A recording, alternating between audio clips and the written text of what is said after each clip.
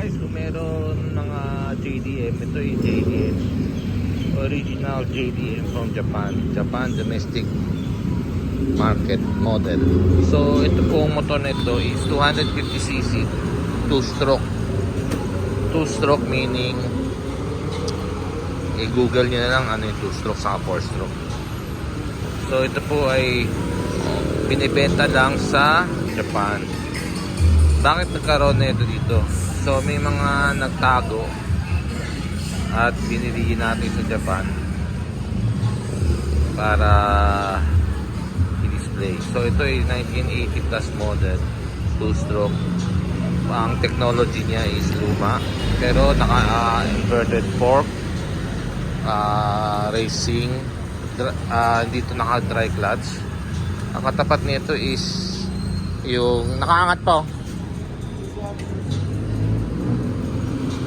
is yung ano, ang katapat nito is yung NSR 250 RGB 250, tapos Kawasaki KR,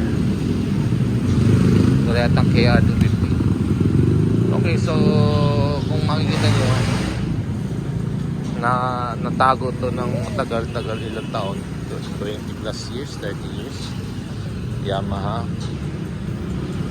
Ayan po. So i-start natin ha, papakita natin sa inyo. Okay, so ito po siya, 2-stroke. Kung makita mo yung ilaw, napakaluma. Ayan. Okay, so pakisipa.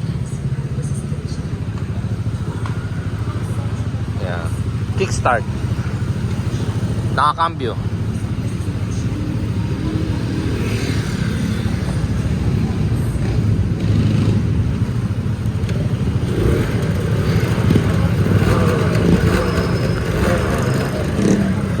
RPM niya is 1200.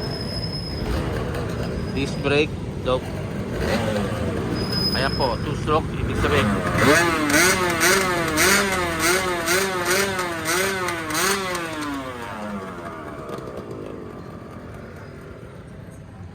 pang racing.